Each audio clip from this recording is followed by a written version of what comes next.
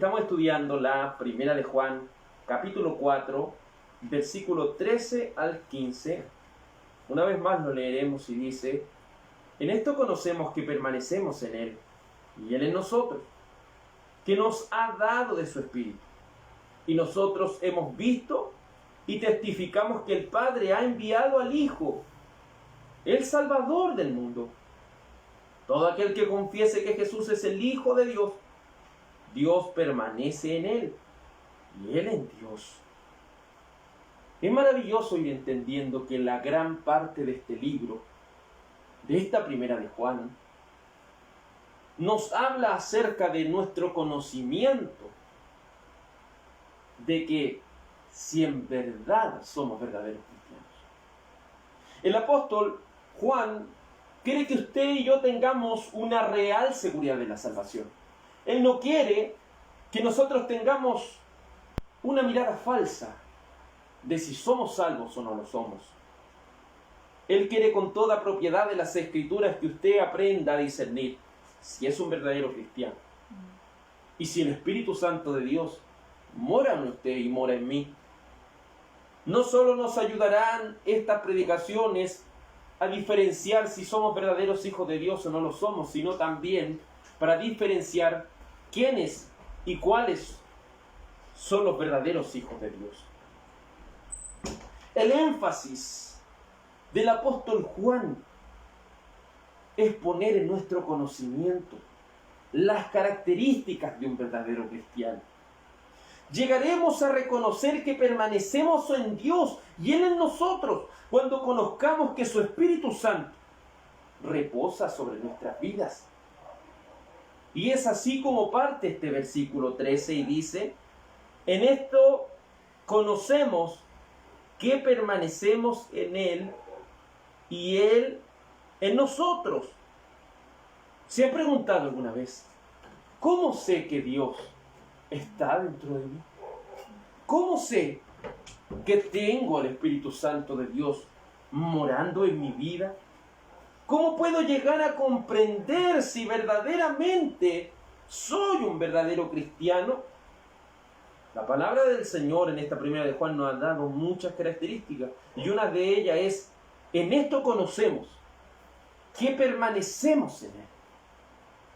La palabra permanecer, más que significar que aún está presente en uno, esa palabra en griego significa quedarse. Es decir, podríamos decirlo de esta manera: en esto conocemos que se ha quedado en nosotros el Espíritu. ¿Y qué quiere decir eso? Porque muchas personas dicen: usted en algún momento puede recibir el Espíritu Santo y a otro momento no lo tiene. No, las Escrituras no hablan de que usted en un momento puede tener el Espíritu Santo, después no lo tiene, después lo vuelve a tener, después no lo tiene. No.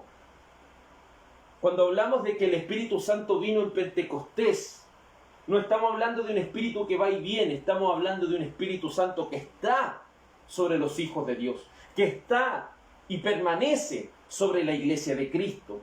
Y como le dije, esta palabra permanece significa quedarse. Y la palabra quedarse significa permanecer en un lugar determinado en vez de marcharse o salir. Entonces, en esto conocemos que estamos en Él. O en esto conocemos que permanecemos en Él y Él en nosotros. En esto conocemos que el Espíritu Santo de Dios está en nosotros para no marcharse. ¿No le da alegría eso? Que el Espíritu Santo, cuando viene sobre alguien, viene para jamás marcharse. Y usted puede decir: pero ¿cómo, hermano, está diciendo eso si en el Antiguo Testamento hay tantos casos? Pero veámoslos en la iglesia de Cristo. En la iglesia de Cristo es diferente, porque el Espíritu Santo viene con la tarea de transformar completamente las vidas. Anteriormente en el Antiguo Testamento venía sobre ciertos profetas y sobre ciertos reyes, para dotar a los reyes de capacidades para, valga la redundancia, poder gobernar. Pero hoy en día el Espíritu Santo está y nos entrega la capacidad de nacer de nuevo. Y esa capacidad solo la da el Espíritu Santo. Y es por eso que cuando el Espíritu Santo viene sobre una persona, viene para jamás marcharse. Y usted dirá, ¿por qué? La Escritura dice que el que comenzó la buena obra en vosotros, la perfeccionará hasta el día de Jesucristo. ¿Quiere decir que el Espíritu Santo va y viene? No. Eso quiere decir que si el Espíritu Santo viene a trabajar en alguien, está el Espíritu Santo hasta terminar el trabajo con esa persona. Entonces, necesitamos saber si el Espíritu Santo permanece en nuestro corazón para jamás marcharse. Es decir, no existe tal cosa como que tienes al Espíritu y luego no. El punto está en, ¿se ha posado sobre tu vida el Espíritu para jamás marcharse? ¿O nunca lo has tenido? ¿Te has hecho alguna vez esa pregunta, querido hermano y hermana en la fe?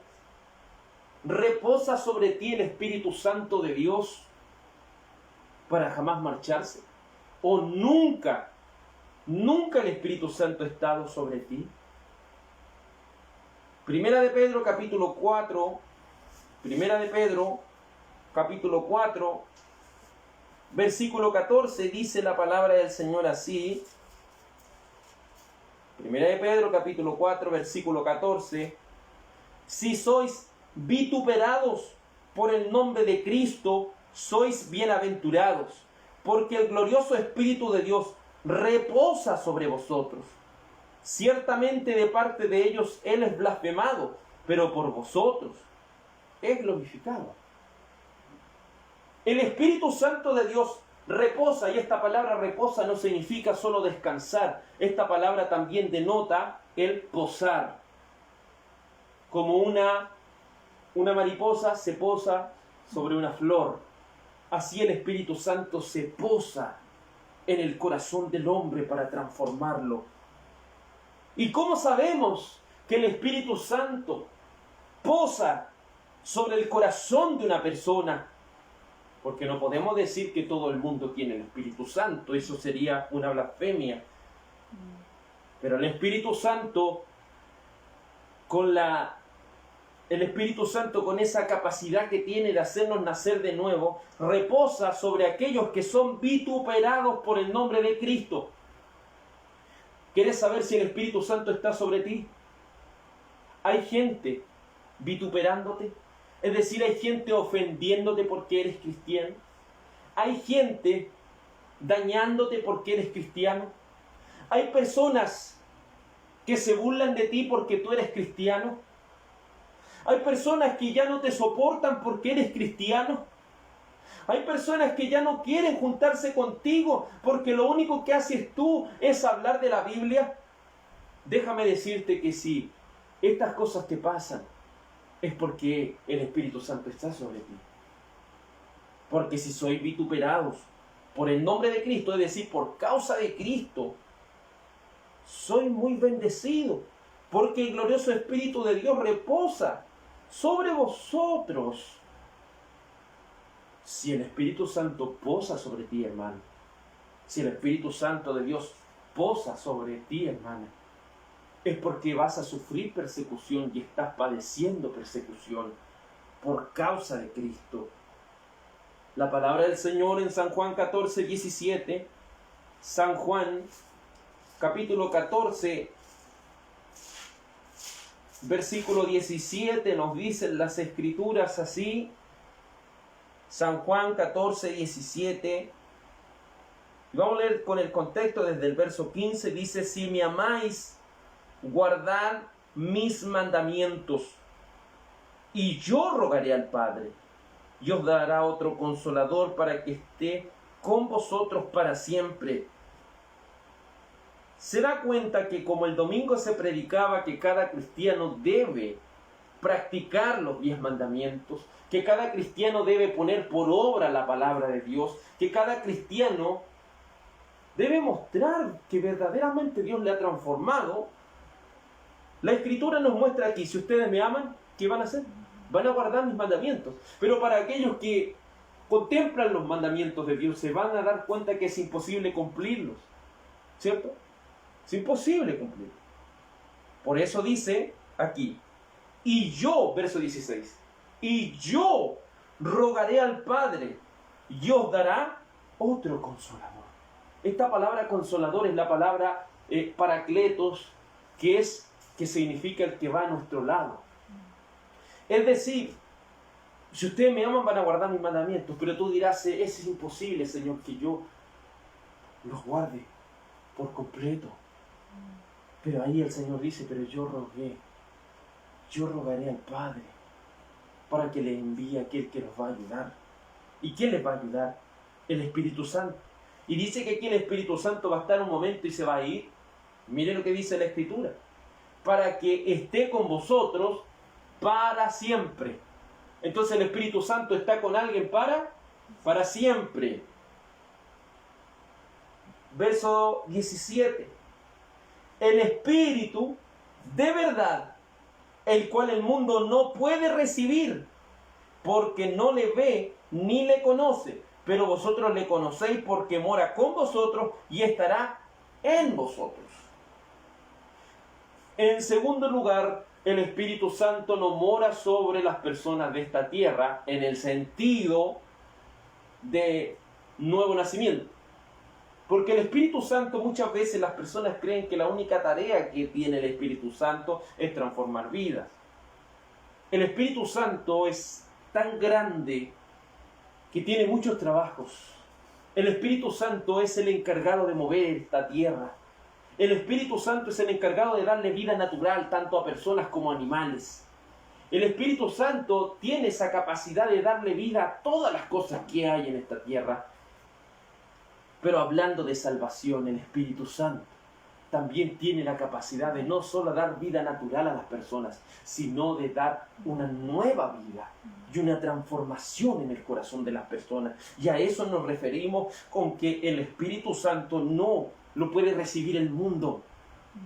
No lo puede recibir el mundo. El Espíritu Santo es solo para los escogidos de Dios. El Espíritu Santo en la regeneración es solo para los escogidos de Dios. Y aquí el Señor les dice, y el Espíritu de verdad, el cual el mundo no puede recibir. Y la palabra poder significa no querer o no querer. Significa tiene la capacidad o no tiene la capacidad. Por eso no debemos confundir entre querer o no querer y poder o no poder. Querer o no querer es algo que está bajo la decisión humana. Pero poder o no poder es tener la capacidad de hacer algo o no tener la capacidad de hacerlo. Entonces aquí dice que el mundo no tiene la capacidad de tener al Espíritu Santo en su vida. Luego dice la Escritura, porque no le ve ni le conoce. No ve. Recuerde lo que en San Juan capítulo 3 el Señor le dijo a Nicodemo. El que no naciere, como decía el día domingo, el que no naciere de nuevo no puede ver el reino de Dios. No lo puede ver. No puede conocer a Dios. No tiene esa capacidad, según el libro de Romanos capítulo 3. No tiene la capacidad del ser humano de servir por sí mismo a Dios. Pero dice la Escritura, pero vosotros le conocéis, porque mora con vosotros y estará en vosotros. Ustedes, a diferencia del mundo, tienen la capacidad. Pero ojo, no es porque siempre la han tenido, sino porque el Espíritu Santo se la ha dado. Por eso dice la Escritura, pero vosotros le conocéis. ¿Y por qué le conocemos? Porque mora con nosotros. Porque el Espíritu Santo está morando en tu corazón. Porque el Espíritu Santo está morando dentro de tu cuerpo, no ignorando lo que la primera de Corintios nos dice, que el cuerpo es templo del Espíritu Santo. Porque mora con vosotros, y dice, y estará en vosotros. Aquel que va a nuestro lado, aquel que nos ayuda en nuestras debilidades, no solo estará al lado de nosotros, dice, sino que estará en nosotros. no solo irá a nuestro lado, sino que Él estará dentro de nosotros. Por eso en el siguiente verso 18 dice, no los dejaré huérfanos, vendré a vosotros.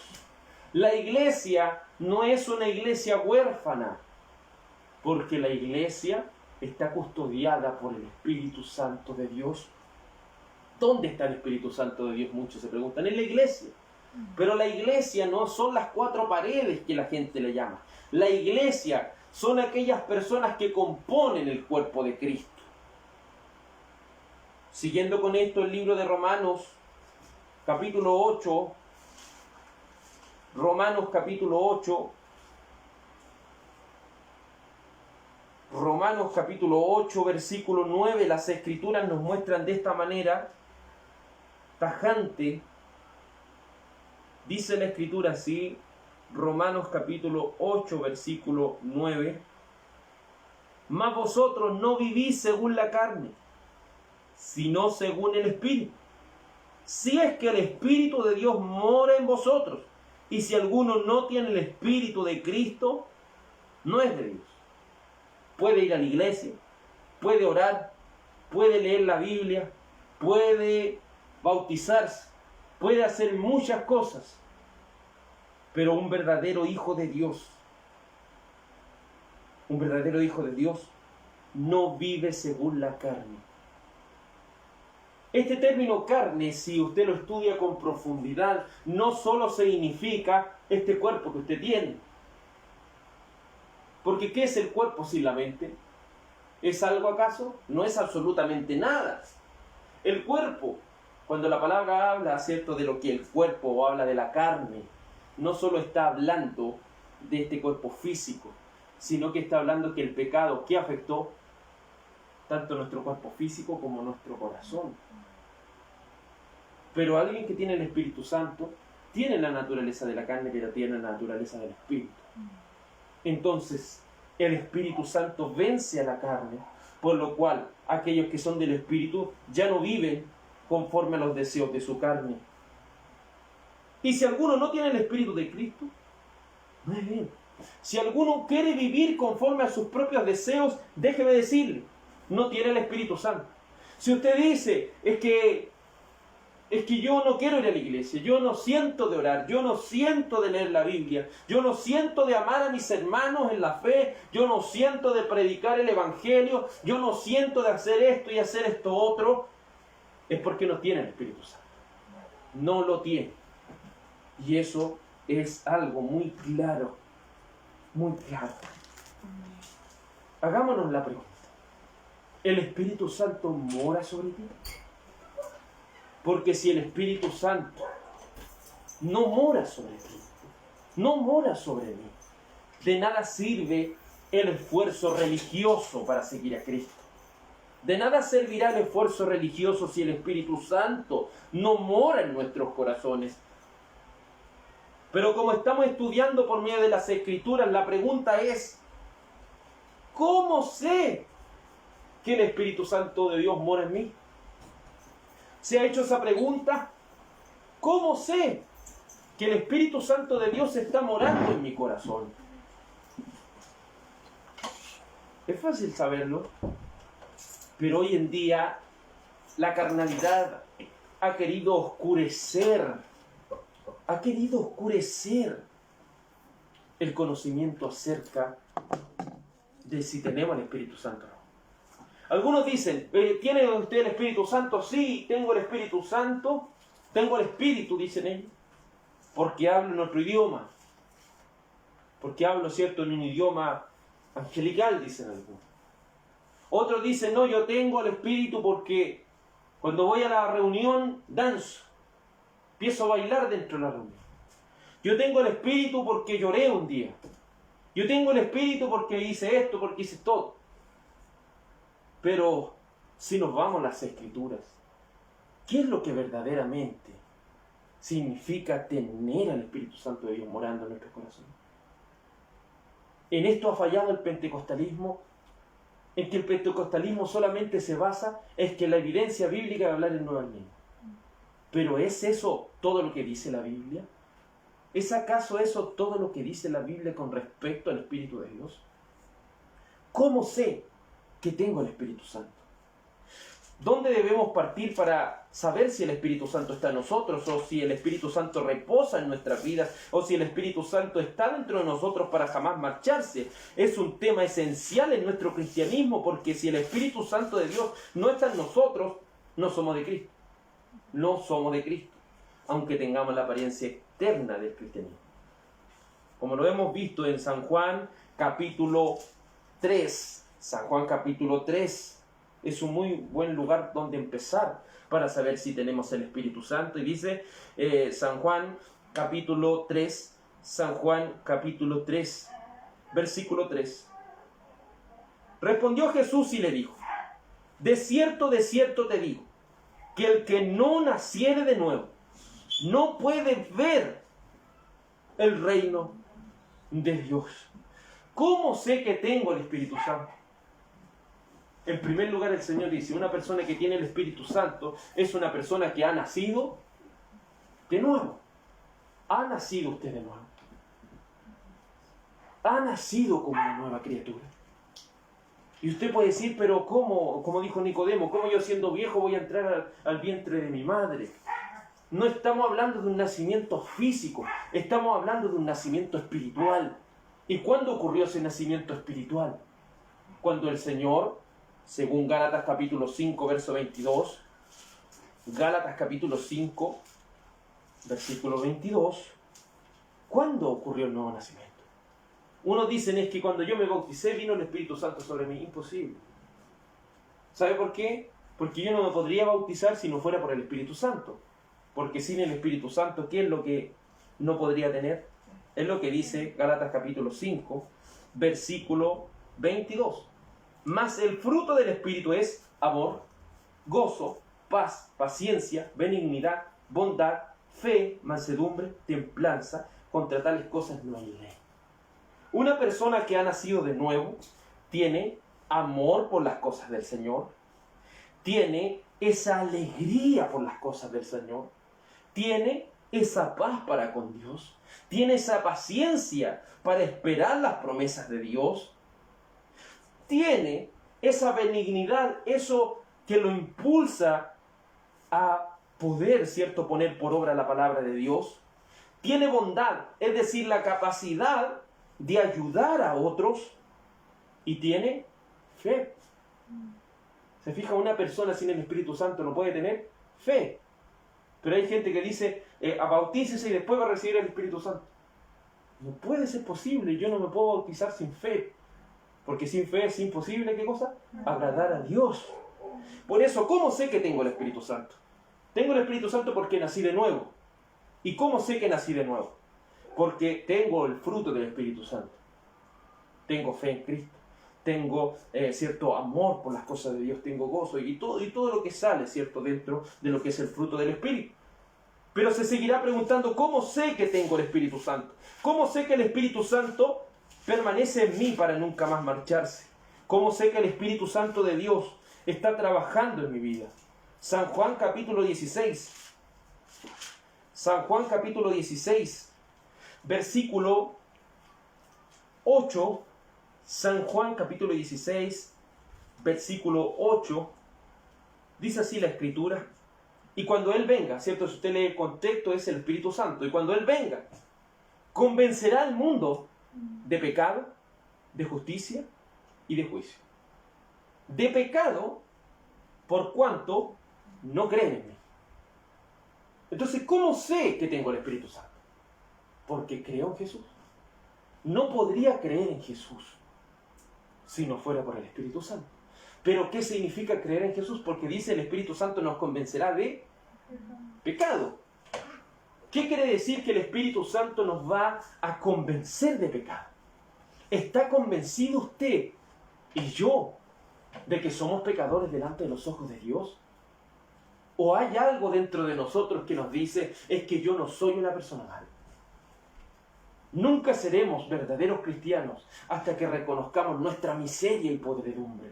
Nunca seremos verdaderos cristianos hasta que veamos los 10 mandamientos y digamos, Señor, es imposible que yo pueda cumplirlos. Y dice, por cuanto no creen en mí. ¿Por qué nos convence de pecado y eso nos hace creer en Cristo? Porque la ley, ¿a qué nos lleva? A Cristo. La ley nos hace correr a Cristo porque nos muestra nuestra incapacidad de poder ser salvos. Pero el que no entiende esto y piensa que el Evangelio es cumplir unas ciertas obras y unos ciertos requisitos y decir yo no soy una persona tan mala, pero el Señor me puede ir arreglando para llegar a ser una persona buena, no ha entendido lo que es el Evangelio. El Evangelio es reconocer que yo es imposible que pueda.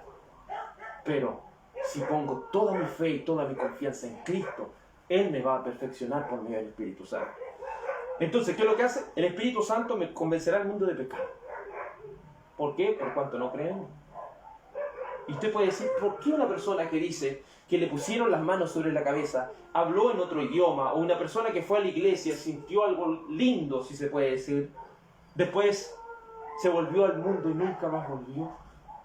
Se volvió a las cosas de este mundo y encuentra agradable más el mundo que las cosas de Dios. ¿Tenía el Espíritu Santo en algún momento? No, porque dice, lo va a convencer. El Espíritu Santo, ¿qué hace? Convence. Pero hay personas que dicen, es que no estoy tan seguro, es que estoy seguro, no estoy tan seguro. No. El Espíritu Santo convence a las personas. Si el Espíritu Santo está en mí, es porque me convenció de pecar. Me convenció que soy un pecador. Y eso me hizo creer en Cristo. Por eso la conversión del cristiano, ¿cuándo ocurre? ¿Cuándo nos bautizamos? No. ¿Cuándo ocurre la conversión? Cuando creemos en Cristo. Ahí ocurre la conversión porque ahí tenemos fe. ¿Y la fe quién la da? El Espíritu Santo. ¿Cuántas veces tomamos en algún momento la Biblia? ¿Cuántas veces alguien nos habló de Cristo? Pero eso nos parecía como algo que no entendía. Pero llegó un momento de nuestra vida que tomamos la Biblia, oramos al Señor y podíamos entender. Empezamos a necesitar esto, empezamos a desearlo. ¿Y qué es lo que pudo provocar eso? El Espíritu Santo. Porque nos convencerá de pecado por cuanto no creen en mí, de justicia. Dice, por cuanto voy al Padre y no me veréis más. Es decir, nos va a convencer de justicia. ¿Por qué? Porque nuestra justicia, ¿dónde está? En Cristo. Por eso dice, por cuanto voy al Padre y no me veréis más. Jesucristo no solo murió en una cruz, Él resucitó al tercer día y se sentó a la diestra de Dios Padre. Y ese que se sentó a la diestra de Dios Padre no significa que colocó una silla al lado de Él. En la antigüedad, que se siente a la diestra significa que el Rey de los Reyes, si se puede decir, ha puesto al que está a su lado como el dueño de todo. Por eso Jesucristo, el nombre que es por sobre todo nombre, ¿cuál es? Señor. Porque a Jesucristo se le ha hecho Señor del cielo, de la tierra, del universo y de todas las cosas que hay.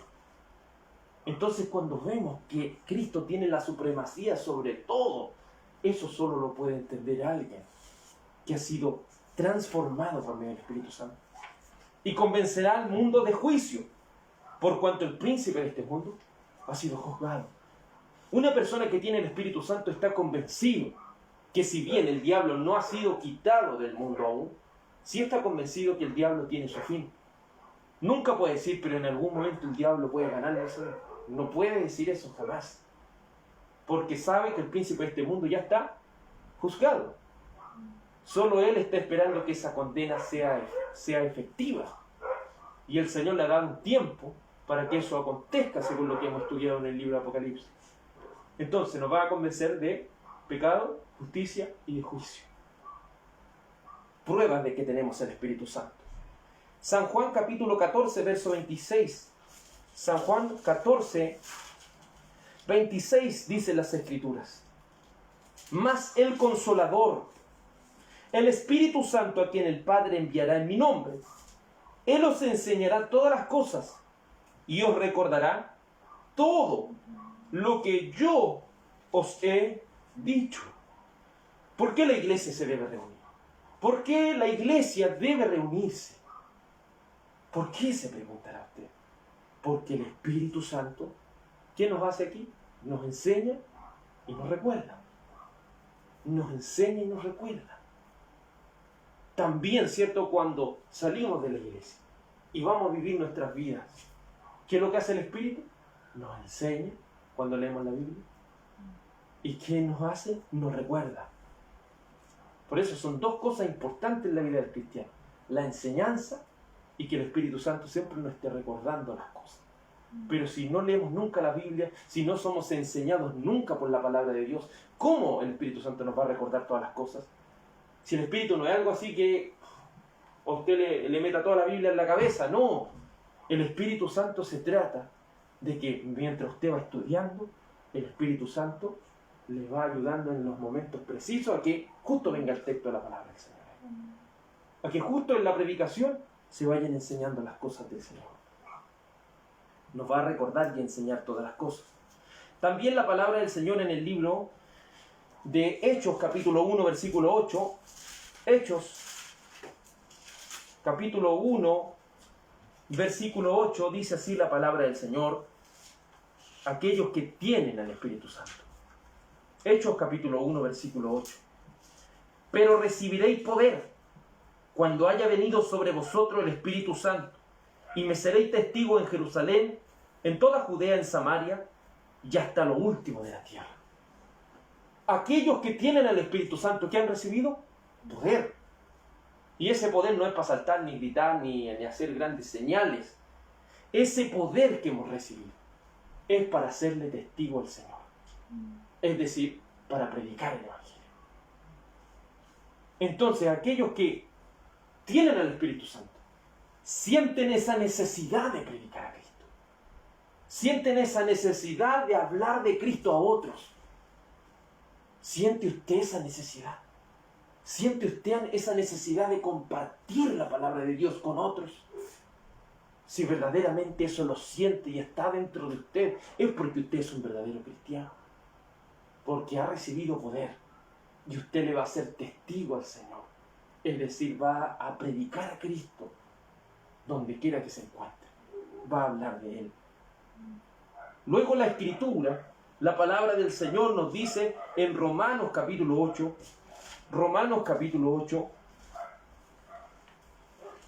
evidencias de un verdadero cristiano, o cómo sé que el Espíritu Santo está dentro de mí.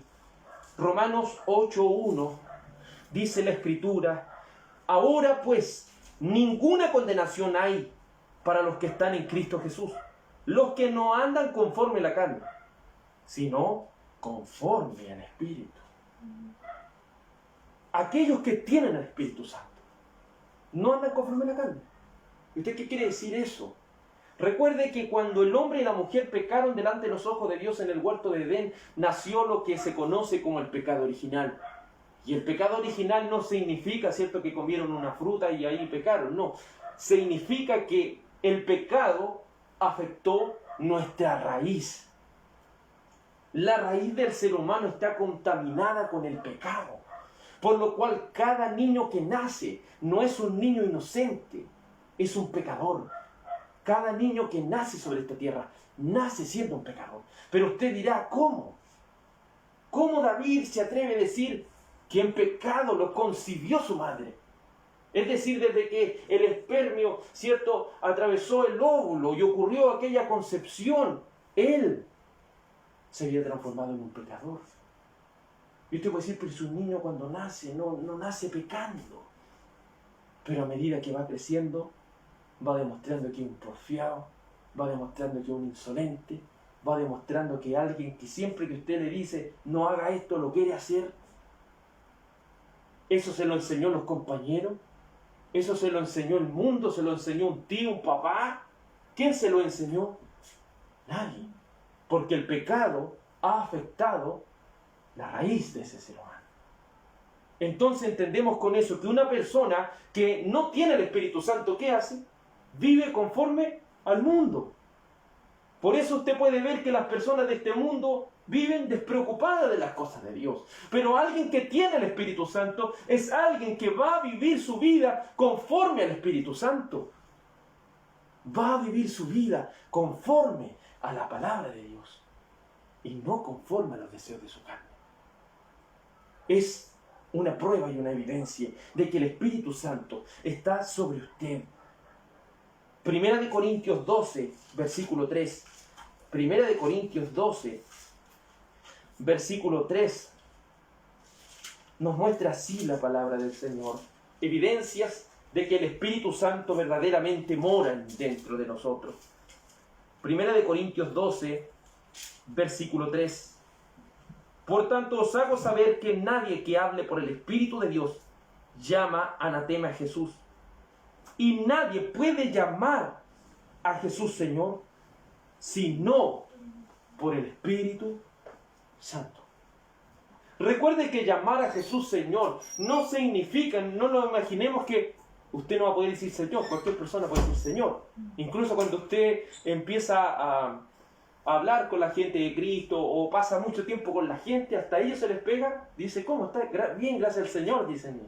Aunque no sean cristianos, después tanto que uno conversan a lo mejor con uno o escuchan que uno siempre se refiere, ellos también dicen, gracias al Señor. Pero ¿quiere decir eso que tienen el Espíritu Santo? No. Estamos hablando de llamar Señor. Cuando usted llamaba a alguien Señor, usted estaba diciendo, yo soy tu esclavo y tú eres mi amo. Es decir, nadie que no tenga el Espíritu Santo va a recibir el señorío de Cristo. De eso se trata predicar el Evangelio. No es solo ofrecer un Salvador. No es solo decir que eres un Salvador, cualquier persona lo quiere, aunque no lo necesite, aunque no lo crea necesario. Quiere un Salvador. Pero quiere un Señor. Quiere ser esclavo de Cristo. Por eso cuando prediquemos el mensaje del Evangelio, debemos culminar con esta pregunta tan importante. ¿Quieres entregarle tu vida a Cristo? ¿Quieres que Cristo te gobierne? ¿Quieres ser un esclavo de Jesucristo? ¿Quieres ser alguien de quien Cristo se enseñoree de ti? Y ahí la gente, ¿qué le va a decir? Inmediatamente, no le va a salir con rodeo. No, pero es que yo quiero servir a Dios a mi manera. No. Ahí ya los confrontó usted con el Evangelio. Pero si usted le ofrece un Salvador, sí, yo quiero un Salvador, sí. ¿Cree en Cristo? Sí, yo creo en Él. ¿Usted cree en el Señor? Sí, yo creo en el Señor, dice. ¿Pero quieres que Él sea tu Señor? Es decir, ¿quieres ser su esclavo? Es así, hermano. Por eso nadie puede llamar a Cristo Señor si no es por el Espíritu Santo. Ninguno puede seguir el señorío de Cristo si no fuera por el Espíritu Santo. Por eso somos llamados a predicar el Evangelio. Porque cuando una persona sea llevada por el Espíritu Santo del Señor a la transformación, verdaderamente va a decir, voy a seguir a Cristo, mi Señor.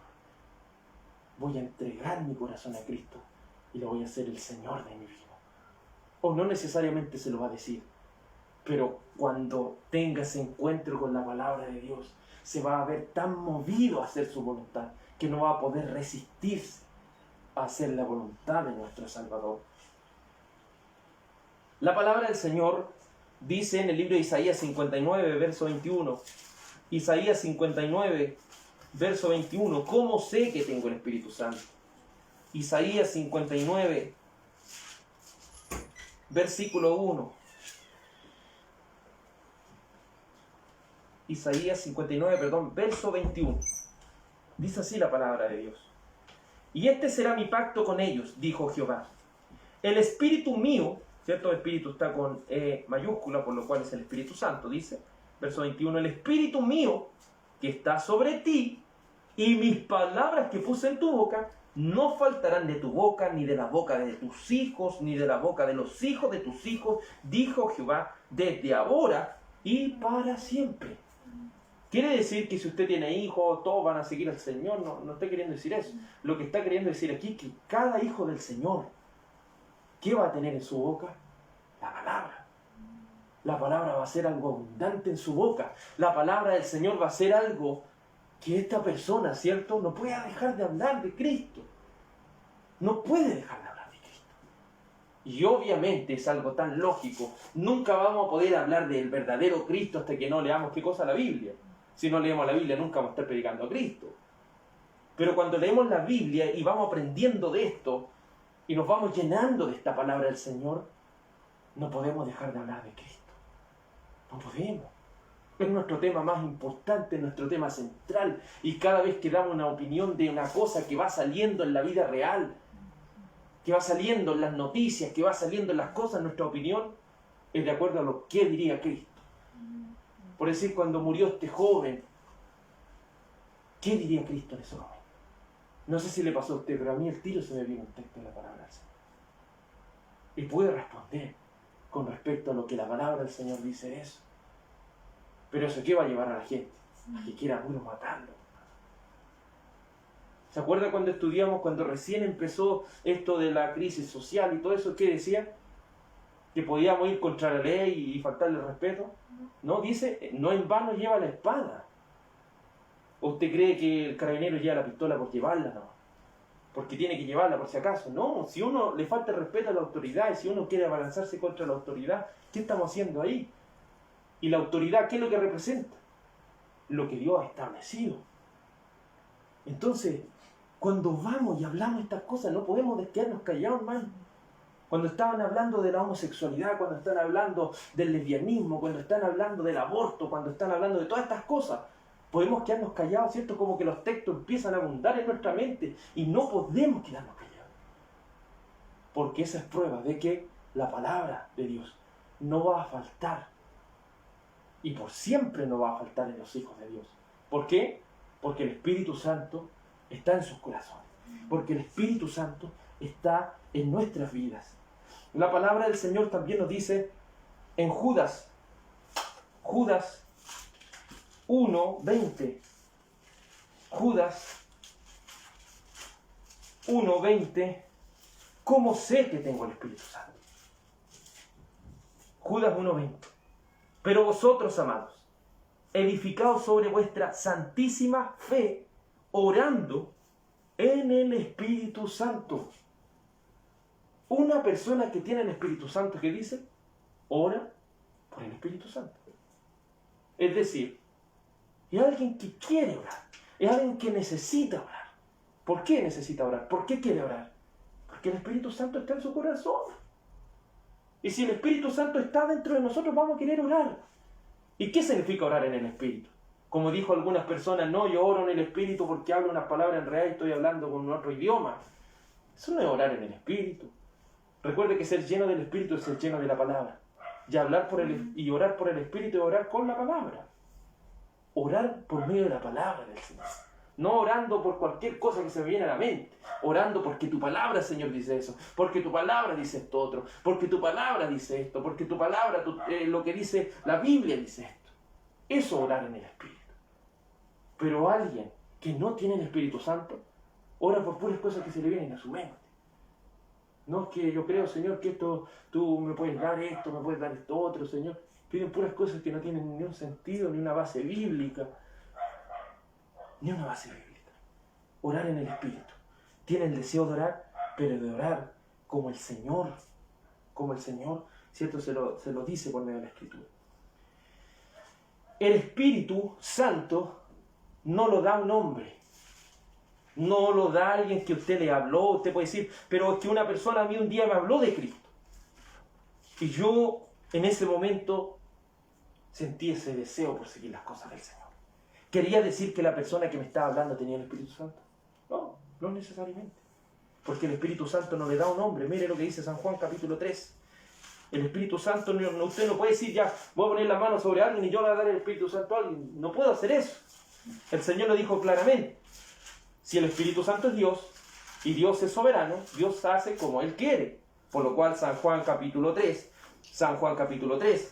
en el versículo 8, las Escrituras nos dicen así. El viento sopla de donde quiere y oye su sonido, mas ni sabe de dónde viene ni a dónde va. Así es todo aquel que ha nacido del Espíritu. El Espíritu, o los que nacen del Espíritu, es como el viento. El Espíritu Santo es soberano igual que el viento. Usted no sabe de dónde viene ni a dónde va. Usted no sabe cómo llegó a su corazón. Usted no sabe cómo fue esto.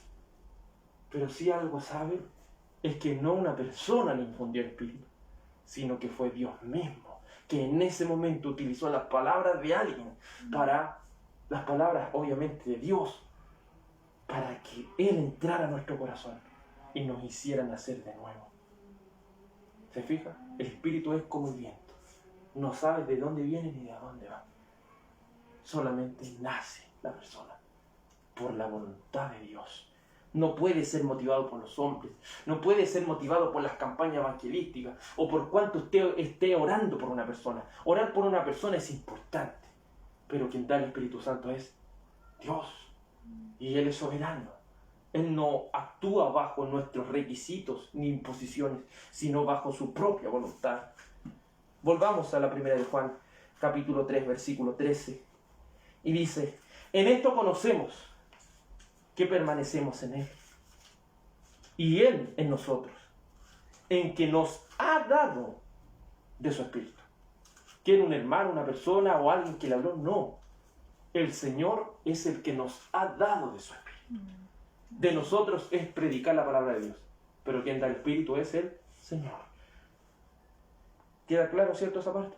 Amén.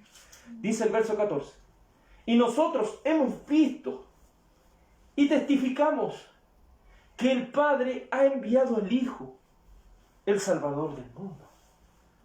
De manera muy clara y evidente aquí, el apóstol no está hablando palabras del aire. Él está diciendo: y nosotros hemos visto.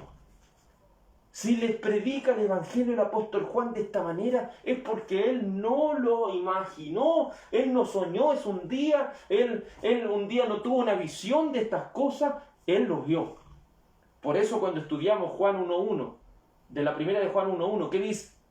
Lo que era desde el principio, lo que hemos oído, lo que hemos visto con nuestros ojos, lo que hemos contemplado y palparon nuestras manos tocante al verbo de vida. ¿Por qué debemos creerle a Pedro? ¿Por qué debemos creerle a Juan? ¿Por qué debemos creerle a Judas? ¿Por qué debemos creerle a Santiago? ¿Por qué debemos creerle a Lucas, a Marcos, a Mateo? ¿Por qué debemos creerle al apóstol Pablo? ¿Por qué debemos creerle?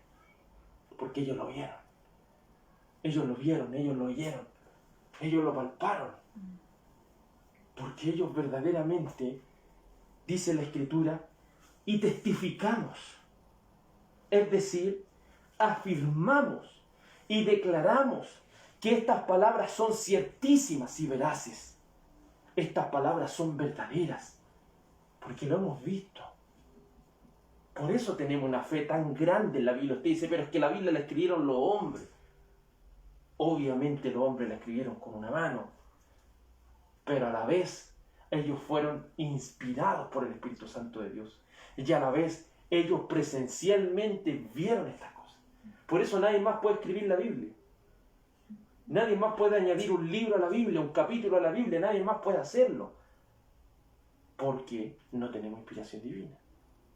No podemos crear nuevas cosas, nuevos argumentos de la palabra de Dios. Solamente por el Espíritu Santo del Señor, aquellos santos hombres de Dios escribieron esto. Y testificamos. ¿Y qué testifica? Que el Padre ha enviado al Hijo, el Salvador del mundo. Él envió por nuestros pecados a nuestro Señor Jesucristo. Lo hemos estudiado anteriormente. Esto es una verdad que va ratificando de los anteriores versículos, los cuales, cierto, nos hacían entender a cada uno de nosotros que el Padre entregó lo que más ama por salvarnos a usted y a mí, personas que no merecemos nada. Lo envió para que usted y yo tengamos vida eterna permanente en Él. Si usted y yo no vamos al infierno, será solamente por Cristo y solo por Cristo.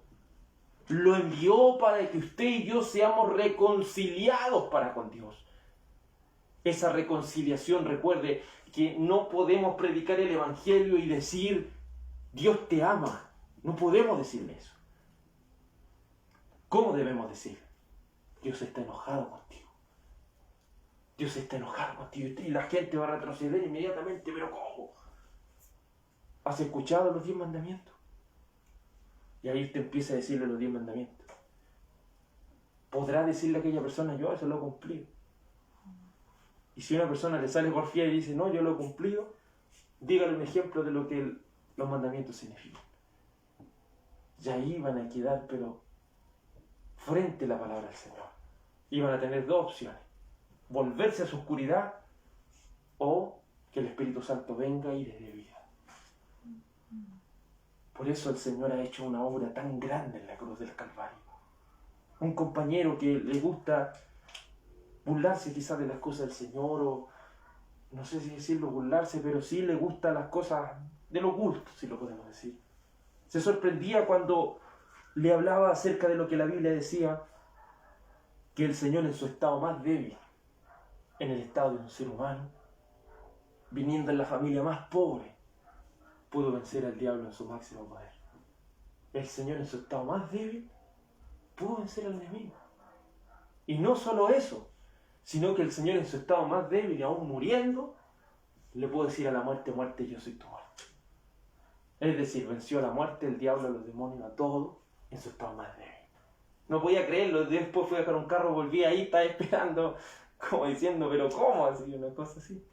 Claro, porque ellos les mete, la gente que es lo que piensa que esto es una lucha entre el bien y el mal, y están así. Dios le está ganando, el diablo a veces el diablo está ganando, no es así.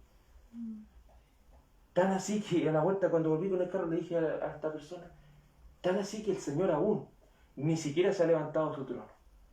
Él siempre ha mandado ángeles, ha mandado, ¿cierto? Siempre así a estas luchas. Ni siquiera el Señor se ha levantado de su trono. Y el día que Él se levante, ¿qué va a hacer según Apocalipsis 19? Solamente abrir su boca y todos van a ser destrozados en el instante. Es tan poderoso nuestro Dios. Que ellos, ¿qué pueden decir ante eso? Que el enemigo va a poder hacer algo en aquella batalla de Armagedón, nada. Pero ¿qué le hacen creer a la gente por medio de estas películas, ¿cierto? Que dicen de Marvel, como dicen esa película de... esa última película que hicieron de los Vengadores. Se fija que todos se unen en contra, para luchar en contra de ese alienígena, si lo podemos decir, que viene. ¿Y ese alienígena qué quiere? Hacer un cielo nuevo y una tierra nueva. ¿Y qué dicen ellos? Tienen la oportunidad, una pura oportunidad para ganarle. Y le ganan y lo hacen desaparecer. A ellos les encantaría que Dios desapareciera. ¿Usted cree que esas películas están de más? Ellos lo hacen con su qué. Para ellos les encantaría que el Señor desapareciera.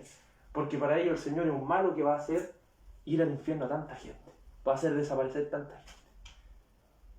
Es así como ellos lo ven, hermano. Por eso no soportan la verdad del Señor. Van a tener dos opciones cuando prediquen el Evangelio. Gente queriendo matarlo, gente queriendo perseguirlo, gente queriendo, ¿cierto?, insultarlo, gente que ya no lo va a soportar, o gente que se va a rendir a los pies de Cristo. Solamente dos opciones en nuestra predicación del Evangelio. Todo aquel que confiese que Jesús, dice el verso 15, es el Hijo de Dios, Dios permanece en él y él en Dios. Esta no es solo una declaración cristológica, sino también una declaración soteriológica. Es decir, no es solo confesar a Jesús como Dios, que es lo que significa cristología, sino también confesar su salvación. La palabra soteriología significa salvación. No solo debemos confesar a Cristo como Dios, sino también como el Salvador. Como dice el libro de Hechos, capítulo 4, versículo 12. Y en ningún otro hay salvación. No hay salvación en Buda, no hay salvación en Hare Krishna, no hay salvación en los testigos de Jehová, ni en la Iglesia Católica, ni en ninguna persona que se pare a hablar de ciertas cosas. Solamente hay salvación en Cristo y solo en Cristo. Porque en la confesión de Cesarea de Filipo preguntó el Señor Jesucristo, ¿quiénes dicen ustedes que es el Hijo del Hombre? Se levantó Pedro y le dijo, tú eres el Cristo, el Hijo del Dios viviente. Tú no eres un hombre cualquiera, tú eres Dios. Y no eres cualquiera, eres aquel que nos salva. Porque, ¿qué dice el libro de Lucas? Nos ha nacido un Salvador. ¿Y quién es ese Salvador? El Cristo. Amén. Que el Señor les bendiga. Vamos a orar a la presencia de Dios. Amado Señor y Dios Todopoderoso, le agradecemos en su misericordia poder comprender la magnitud de lo que esto significa. ¿Cuánta gente, Señor, en ignorancia quiere seguir? ¿Cuánta gente quiere ocultarse en la oscuridad y no querer servir a Dios? Por amor de tu santo y bendito nombre, oh mi Señor, permítanos predicar el Evangelio de todo nuestro corazón. Permítanos, Señor, tener una real certeza de que el Espíritu Santo esté sobre nosotros. Porque las claras evidencias de esto, y con todo lo que leímos, no dijimos todas las evidencias. pero las que dijimos son tan evidentes y claras para ver si verdaderamente Cristo está en nosotros. Te ruego, Señor amado, que el Espíritu Santo venga sobre nuestra vida si no lo tenemos. Si no está, Señor, te suplico, tú eres el único que puede derramar de tu Espíritu Santo y hacer nacer de nuevo a las personas, porque tú eres soberano. Oh, Padre amado, te suplicamos y te rogamos que hagas tu voluntad y que nos des esta valentía para predicar la salvación de Cristo, para predicar que Jesús, el Hijo de Dios, es nuestra salvación. Porque dijo Jesús en San Juan capítulo 14, y nadie viene al Padre sino por mí. La única manera de llegar al cielo es a través de Jesucristo. Y no solo Él debe ser nuestro Salvador y Dios, sino también nuestro amo y Señor de nuestras almas. Permítenos, Señor, ser tus esclavos, oh Jesús, para volvernos esclavos de Jesucristo. Te lo suplico, Señor, y te lo ruego. En el bendito nombre de Jesús, que su gracia, su paz, su bendición y su amor sean sobre nosotros. Iglesia del Señor sea bendecida. Amén y amén. Gloria al nombre del Señor Jesucristo. Toda la gloria y la honra sean al Señor Jesús. Que el Señor les bendiga, mis hermanos y hermanas. Amén.